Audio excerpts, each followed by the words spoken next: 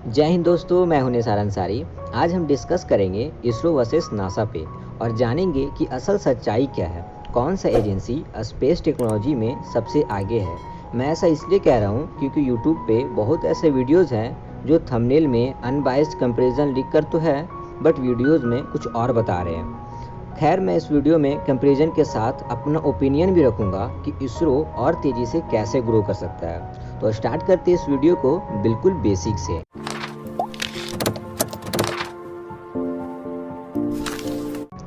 सबसे पहले हम इनके हिस्ट्री के बारे में थोड़ा सा जान लेते हैं। तो इसरो का स्थापना 15 अगस्त 1969 को हुआ था एंड प्रेजेंट में इसका हेडक्वार्टर बेंगलुरु में है। बट इंडिया 1962 से ही स्पेस में जाने की तैयारी में लग चुका था, जब Indian National Committee for Space Research का फॉर्मेशन हुआ था, जिसे लीड कर रहे थे father of Indian space program कहे जाने वाले विक्रम साराभाई।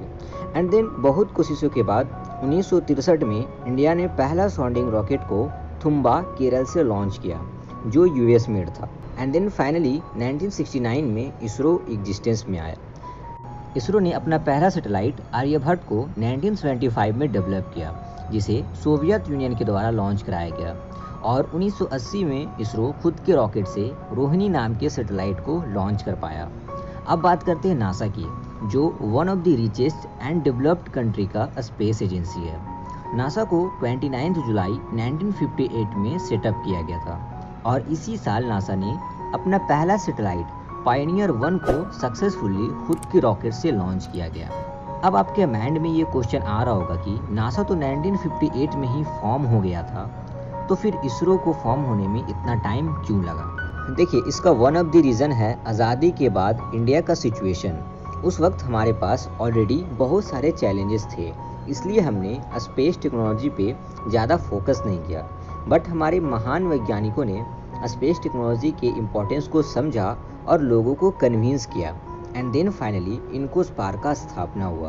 तो आई होप अब आप समझ गए होंगे कि इसरो का एग्जिस्टेंस में आ पाना ही इंडिया के लिए कितनी बड़ी अचीवमेंट है। अब हम डिस्कस करेंगे कि इसरो नासा के कंपैरिजन में कौन से फील्ड में पीछे है, ताकि हम समझ पाएँ कि इसरो को कहाँ पे और ज़्यादा मेहनत करने की ज़रूरत है। तो सबसे पहले हम बात करेंगे मून मिशन की, क्योंकि यहाँ पे नासा सिर्फ इसरो से ही नहीं बल्कि दुनिया के सभी स्पेस एजेंसी से आगे है।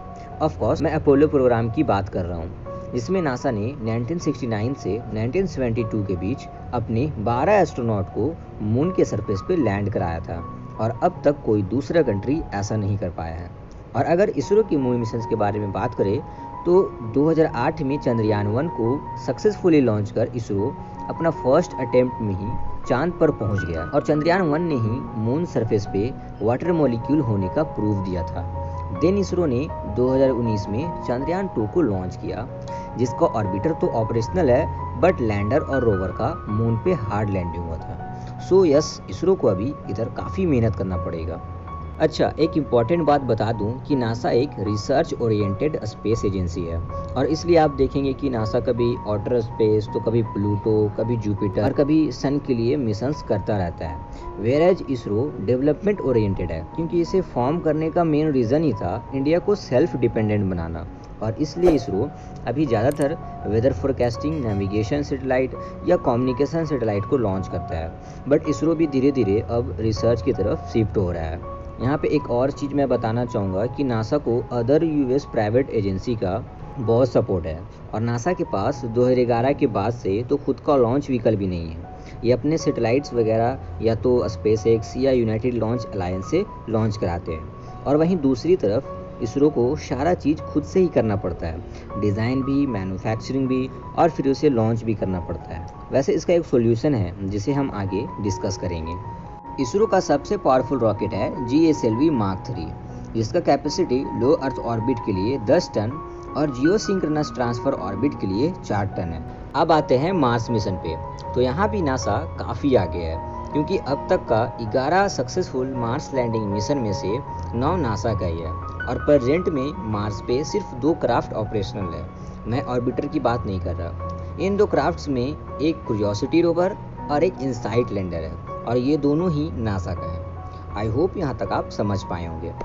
अब इंडिया के मार्स मिशन की बात करें तो इसरो ने अब तक सिर्फ एक ही मार्स मिशन किया है, मंगलयान, जिसके बाद इंडिया मार्स तक पहुंचने वाला चौथा कंट्री बना और एशिया में पहला कंट्री, और साथ ही फर्स्ट अटेम्प्ट में पहुंचने वाला पहला कंट्री बना। और हम कह सकते हैं कि मार्स मिशन में इंडिया फिलहाल चाइना और जापान से आगे है।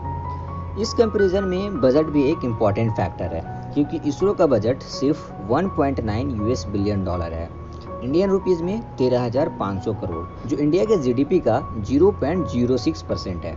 एंड नासा का बजट 22.6 यूएस बिलियन डॉलर है, इंडियन रुपीस में 1,70,000 करोड़, जो यूएसए के जीडीपी का 0.1% है।